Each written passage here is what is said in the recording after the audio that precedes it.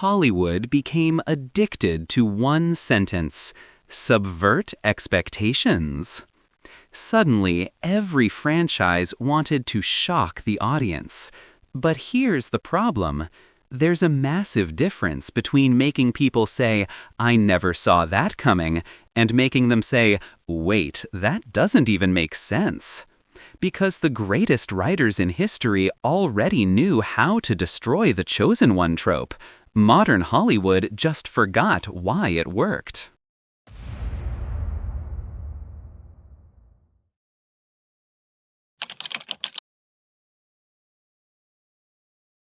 Here's the weird part. Frank Herbert destroyed the chosen one trope back in 1969. The Wachowskis dismantled it again in 1999. Neither story made fans angry. So clearly, the problem isn't subverting expectations. The problem is how you do it. Every story makes a promise. Screenwriters call it a narrative contract. Spend years telling me a character matters, and I don't expect a happy ending. I expect that ending to respect everything you spent years building. That's why people didn't freak out because Luke changed. They freaked out because the movie skipped the bridge between hero Luke and broken Luke. People think Paul Atreides is the chosen one. No, that's exactly what Frank Herbert wants you to believe. Then Dune slowly reveals something terrifying.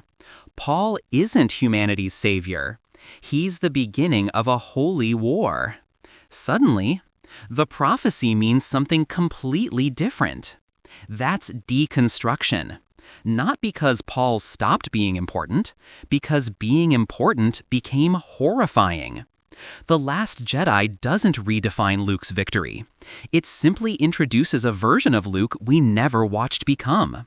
Imagine Breaking Bad ended, Walter White suddenly lives in Alaska, hates chemistry, and we're told, "Trust us, a lot happened." No, show me, earn it. The first Matrix pulls the smartest trick imaginable. Neo is the one. But the architect later reveals the machines planned for the one all along. That's genius. Because Neo wasn't replaced. His role was redefined. His importance actually becomes bigger, not smaller. Resurrections completely loses that idea. Instead of asking, what does freedom actually mean? It basically says, Neo and Trinity are both special now. That's not another layer. That's just another superhero upgrade. The philosophy disappears. Notice, people don't hate Arya. Arya is awesome. People hate what the moment represents. For 8 seasons, George R.R. Martin's world keeps asking one question. Who has been preparing for the White Walkers? Jon, the Night's Watch, the Wall, Hardhome, everything points there. Then, the story suddenly asks a completely different question. Who can surprise the audience the most? Those aren't the same thing. One builds payoff. The other builds Twitter reactions. Big difference. Once audiences realize writers value surprise more than setup, theory crafting dies, stakes die. Because why spend years paying attention if the rules can change 5 minutes before the ending? People didn't leave because endings were sad. They left because the stories stopped trusting their own foundations.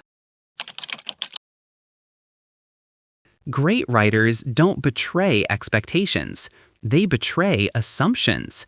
There's a huge difference. Frank Herbert didn't destroy the chosen one. He exposed the terrifying cost of becoming one. The Matrix didn't erase Neo. It revealed the system controlling him was even bigger than he imagined. Modern Hollywood looked at those masterpieces and copied the surface.